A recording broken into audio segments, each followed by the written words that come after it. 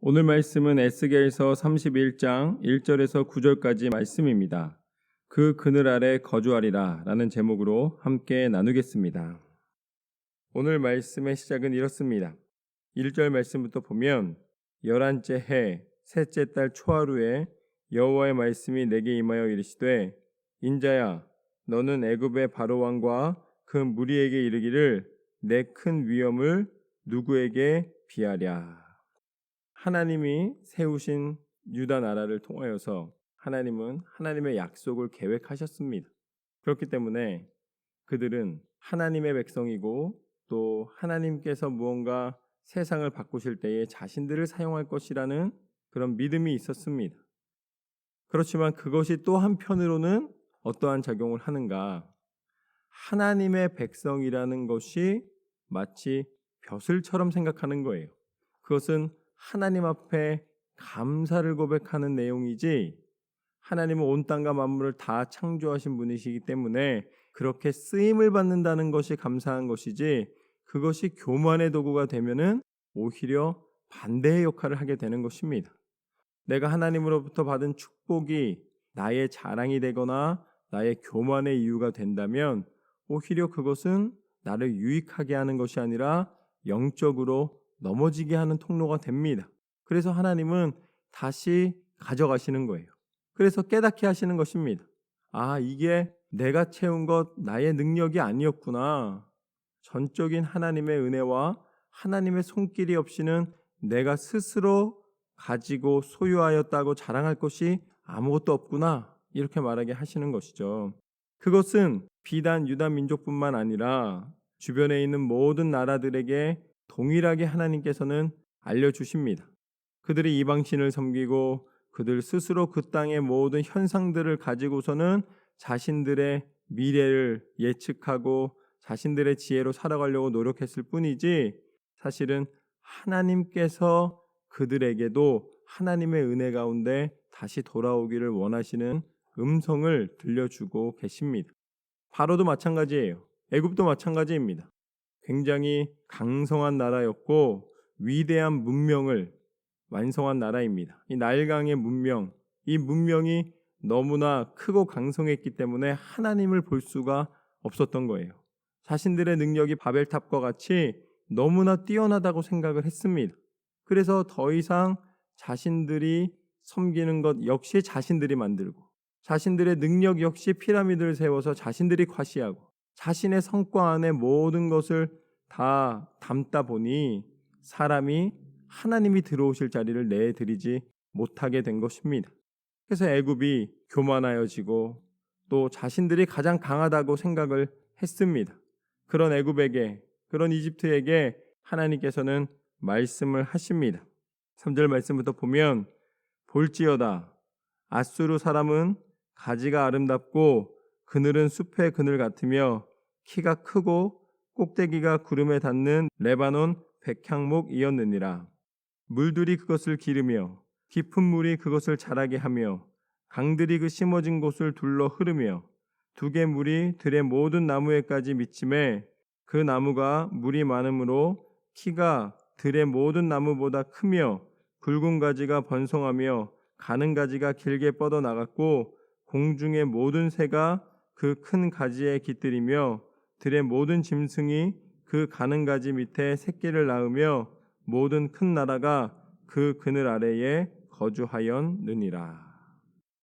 애굽 내가 아무리 강성함을 자랑하였다 할지라도 결국은 또 새롭게 등장하는 나라들, 그 세력들, 권세들, 능력들에 대하여서는 그것을 부인할 수가 없다라는 것입니다.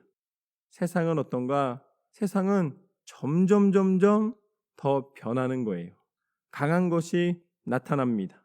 그래서 기존에 있던 것을 사라지게 만드는 거예요. 그 원리는 예나 지금이나 동일합니다. 요즘은 더 빨라졌습니다. 예전에는 그래도 어느 기간 동안 강성하거나 강력한 것이 있었다면 요즘은 하루가 다르게 바뀌고 있어요. 그나마 그 바뀌는 것을 멈추어 서게 한 것이 바로 이 바이러스의 문제입니다. 기술이 발전하고 여러 변화들이 끊임없이 일어날 때에 사람의 원리는 무엇인가? 강하다고 하던 그것이 사라지게 되고 새로운 강한 것이 나타나고 새로운 강한 것이 다시 또 사라지고 더 새로운 것이 나타나는 것입니다. 그러나 하나님의 손이 임하셨을 때에 그 모든 것은 자신의 강성함을 자랑할 수가 없어지는 거예요. 산업시대가 있었습니다. 농경시대가 있었고 그때는 농작물이 많은 게 부자였잖아요. 산업시대가 됐습니다. 산업시대에는 누가 부자예요? 물건을 많이 만드는 사람이 부자입니다. 그 다음에 이제 정보시대가 됐습니다. 정보시대가 되었을 때에는 누가 부자예요? 정보를 많이 가지고 있는 사람이 부자예요. 그래서 어제의 정보로 오늘을 이길 수가 없는 시대가 있었어요. 그때마다 빨리빨리 최신의 정보를 가지고 있는 사람이 권력과 부를 누릴 수 있는 시기가 있었습니다. 그럼 지금은 어떤 시대예요? 지금은 정보의 시대를 넘어서서 이제는 통신의 시대입니다. 소통의 시대예요. 그래서 얼마나 빠르냐가 그 모든 권력을 좌지우지합니다. 내가 얼마만큼 빠르냐가 옛날에 정보를 빨리 가지고 있었던 것이 아니라 지금은 아예 그 정보 자체를 유통하는 속도 자체가 이제는 사람이 상상할 수 있는 그 범위를 넘어섰습니다. 옛날에 사진 한 장이 전송되려면은 1분이 걸렸어요. 1분이. 1분도 어떻게 걸리면 한 칸 한 칸 줄줄줄줄 나오면서 사진 한 장이 딱 뜹니다. 사진 한 장이. 그러면 그 다음 사진 보려면 또 기다려야 돼요. 그럼 또 가만히 기다리면은 또 천천히 나옵니다. 근데 요즘은 어때요? 그냥 나오잖아요. 정보가 요즘 최신의 정보 그게 아니라 아예 무더기로 한 번에 다 전송이 됩니다. 그러니까 속도가 그렇게 빨라진 거예요. 그렇기 때문에 이런 변화 속에서는 계속해서 더 큰 변화를 요청합니다. 그렇게 세상이 바뀐 것입니다. 큰 변화가 있었던 거예요. 오늘 말씀에서 애굽이 아무리 자랑한다 할지라도 결국은 아수르가 등장하고 아수르가 아무리 강성하다 할지라도 바벨론이 등장하고 바벨론이 아무리 강성하다 할지라도 페르시아가 등장하고 페르시아가 아무리 강성하다 할지라도 또 이제 로마가 등장하고 결국은 변화 속에서 새로운 것이 계속해서 등장하는 것이 세상의 원리이기 때문에 우리가 자랑할 것이 없다라는 것이죠. 결국은 세상에 변화되는 것 속에서 내가 자랑하려 하면 지나가 버리는 거예요. 왜냐하면 우리는 세월이라는 이 시간의 흐름 속에 존재하는 제한되고 유한한 존재이기 때문입니다. 그 세월이 흐르면 결국은 내주게 되는 거예요. 젊은이들이 일어나게 되고 또 어린아이들이 자라게 되고 그래서 세월 속에서 내가 평가하였던 지난 시대의 사람들에 대하여서 나도 똑같은 모습을 살고 있다는 것을 어느 순간인가 발견하게 됩니다. 내가 옛날보다 훨씬 발전된 사람이고 훨씬 유능한 사람이다 라고 이야기하기도 전에 지나간 세대를 평가했던 그 모습 그대로 평가를 받고 있는 자신을 보게 되는 것이죠. 그렇기 때문에 인생은 절대적인 것이 아무것도 없습니다. 어떤 나라도 어떤 기술도 어떤 세상의 권세도 시간이 지나면 시드는 풀과 같이 사라지게 됩니다. 세상에 자랑할 것이 없다는 거예요. 그래서 애굽에게 너희가 아무리 강성함을 자랑했을지라도 새롭게 일어나는 나라들을 어떻게 당할 수 있겠느냐. 새로운 강함 앞에서는 너희는 아마 당황하게 될 것이다. 아수르가 강성하여짐에 따라 그 아수르는 이제 하나님 비유하시기를 지금 현재는 풍성한 나무와 같이 잘 자라는 뿌리가 깊은 나무와 같이 지금 풍성한 열매를 가지고 있다. 근데 그것이 하나님 안에서 맺는 열매는 아니에요. 자신의 세상적인 권세와 번영을 나타내는 나무입니다. 가지입니다. 열매예요. 그렇지만 7절 말씀을 보면 그 뿌리가 큰 물가에 있으므로 그 나무가 크고 가지가 길어 모양이 아름다움에 하나님의 동산의 백향목이 능히 그를 가리지 못하며 잣나무가 그 굵은 가지만 못하며 단풍나무가 그 가는 가지만 못하며 하나님의 동산의 어떤 나무도 그 아름다운 모양과 같지 못하였도다. 내가 그 가지를 많이 하여 모양이 아름답게 하였더니 하나님의 동산 에덴에 있는 모든 나무가 다 시기하였느니라. 이게 무슨 소리냐면 나는 하나님의 사람이다 라고 생각을 합니다. 그런데 이 세상에서는 하나님께서 더 강성한 것처럼 보이게 허락하여 주시는 나라들이 있다는 거예요. 말하자면 나는 믿음의 사람이고 나는 하나님의 백성이고 나는 하나님께서 인도하여 주신다고 분명히 알고 있고 그 길을 걷고 있는데 가만히 보니까 하나님을 믿지 않고 이방신을 섬기고 하나님 떠나 있는 사람인데도 불구하고 더 큰 나무와 더 아름다운 가지와 더 풍성함을 자랑하고 있는 거예요. 그러면 어떻게 생각합니까?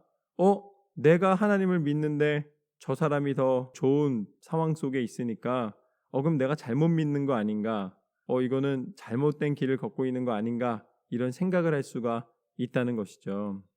그런데 하나님이 여기서 말씀하시고자 원하시는 것은 두 가지가 있습니다. 하나는 뭐냐면 너희는 세상의 원리 안에서 평가하지 말라는 거예요. 세상의 원리 안에서는 세상에서 강한 지혜가 있습니다. 그래서 세상에서 강한 지혜로 잘하는 것을 부러워하지 말라는 거예요. 세상은 어떻게 해야지만 이깁니까? 남을 밟아야 내가 일어섭니다. 그리고 내가 강해야 약한 자들을 넘어뜨릴 수가 있는 거예요. 그래야 빼앗을 수가 있는 거예요. 그래야 채울 수가 있는 것입니다. 그리고 세상은 무엇을 통해 평가하는가? 얼마만큼 가지고 있느냐, 얼마만큼 채우고 있느냐, 얼마만큼 높이 올라가느냐, 그것을 가지고서는 평가를 합니다. 그렇지만 하나님은 어떤 하나님이신가? 하나님이 우리 가운데 가장 선한 것을 주셨다는 것을 믿고 나아오는 믿음의 사람에게, 말하자면 세상의 가치와 세상의 평가 때문에 흔들리는 사람이 아니라 이제는 영적인 은혜 안에서, 영적인 기준 안에서 하나님을 바라보며 자신을 바라보는 사람을 기뻐하시고 그 은혜를 다시 한번 허락하여 주십니다. 그래서 가장 강력한 사람은 누구냐면 다른 사람이 가지고 있는 것을 보면서 비교하는 사람이 아니라 내게 주신 하나님의 은혜가 무엇인지를 분별하여 나아가는 사람입니다. 그 사람은 부러워하지 않아요. 그 사람은 흔들리지 않아요. 지금 내가 걷고 있는 이 길을 꾸준히 걸어갑니다. 그게 어떤 길이라도 때로는 다른 사람들이 볼 때에는 되게 이상한 길일 수가 있어요. 너는 뭔데 그렇게 그냥 한결같이 걸어가냐? 뭔가 내가 이 정도 능력이 되고 이 정도 상황이 되면은 번듯한, 세상 사람들이 칭찬할 만한, 부러워할 만한 그것을 이루는 게 맞지 않냐? 주변에서 아무리 이렇게 얘기를 해도 딱 내 마음 가운데 다시 하나님 앞에 기도로 묻습니다. 하나님, 내가 지금 무엇을 해야 할까요? 바로 하나님 앞에 질문을 하고 바로 하나님 앞에 기도를 하고 하나님의 응답하심을 쫓아 세상의 기준이 아닌 하나님의 기준으로 살아가는 사람입니다. 하나님께서는 그것을 원하시는 거예요.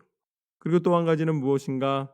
세상이 강성함에 대하여서 하나님은 우리가 깨닫기를 원하십니다.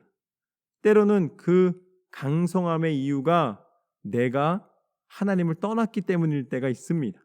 그랬기 때문에 오히려 하나님은 우리 가운데 알게 하시는 거예요. 아수르를 강력하게 하셔서 이스라엘을 공격하셔서 이스라엘을 치신 것 이유는 무엇입니까? 그것은 아주 단순합니다. 이스라엘이 미워서가 아니에요. 이스라엘을 아주 멸망시키려고 계획하셔서가 아닙니다. 그것이 아니라 하나님은 하나님의 백성이 깨닫기를 원하십니다. 바벨론에 의해서 유다가 멸망할 때에 하나님은 예레미야 선지자를 통하여서 하나님의 눈물을 보여주셨습니다. 하나님이 기쁨으로 심판하신 게 아니에요. 기쁨으로 징벌하신 게 아닙니다. 그들을 다시 살리기 위하여서 하나님은 그들을 치셨습니다. 그리고 다시 회복의 약속을 주셨고 하나님은 그 약속대로 하나님의 백성을 다시 살리셨습니다. 하나님의 계획은 우리가 다시 깨닫기를 원하시는 거예요. 그래서 이방 민족의 강성함이 나로 하나님의 뜻을 깨닫게 하시는, 내가 그릇된 길을 걷고 있는 것을 바로 알게 하시고 다시 돌아오게 하시는 하나님의 섭리입니다. 그리고 우리가 아파하는 것을 다 들으시고 그 신음에 응답하시사 우리 가운데 하나님의 사랑을 온전히 허락하여 주시는 하나님이십니다. 아니, 그걸 우리가 어떻게 할 수 있는가? 바로 그분이 예수 그리스도이시기 때문입니다. 우리를 죄 가운데서 넘어진 상태로, 우리가 괴로워 신음하는 상태로 우리를 내버려 두지 않으시고, 비록 우리가 연약하지만, 때로는 우리가 죄 가운데서 하나님을 떠나 있었지만 다시 하나님을 찾으며 하나님 앞에 돌아올 때에 하나님은 우리를 회복시키시기 위하여서 우리의 그 모든 죄를 다 사해 주시고 다시 우리를 하나님의 백성 삼아 주시고 하나님의 은혜 가운데 우리를 품어 주시기 위하여서 당신이 친히 이 땅 가운데 육신을 입고 오시사 십자가에 달려 죽으시기까지 우리에 대한 사랑을 보여주셨습니다. 그것이 바로 십자가의 능력입니다. 우리가 당할 고난을 이제는 대신 져주시고 우리 가운데 부활과 생명과 구원의 능력을 허락하여 주신 그 사랑, 그분이 바로 예수 그리스도이신 줄로 믿습니다. 하나님은 세상의 모든 민족들 가운데 계속해서 새로운 것이 등장하고 새로운 강함이 이전의 강함을 넘어서는 것처럼 보여주십니다. 그러나 그것은 세상의 원리일 뿐이지 영적인 사람은 언제나 한결같은 하나님 안에서의 영적인 승리가 있음을 알려주신 줄로 믿습니다. 너희 안에 무엇을 원하느냐? 너희는 화려한 가지와 화려한 결과로 사람들에게 자랑할 것을 원하느냐? 아니면 참 구원이신 예수 그리스도 안에서 이미 예비된 돈으로도 살 수 없는, 세상의 무엇으로도 바꿀 수 없는 하나님 나라의 천국의 은혜를 바라보기를 원하느냐? 우리의 가치관이 흔들리지 않고 영적인 눈을 뜨고 영적인 귀를 열어 하나님이 예비하신 그 땅을 바라보며 날마다 승리하는 저와 여러분의 삶이 되시기를 주님의 이름으로 축원합니다. 이것을 알게 하시는 이는 성령 하나님이십니다. 성령께서 친히 우리의 영적인 눈과 영적인 귀를 열어주시사 우리로 분별케 하여 주시고 하나님이 뜻하시는 길에 서게 하시고 승리케 하실 줄로 믿습니다. 오늘 말씀처럼 너희가 어디에 서 있느냐? 하나님의 뜻 가운데서 날마다 성령 충만함으로 승리하시는 저와 여러분의 삶이 되시기를 주님의 이름으로 축원합니다.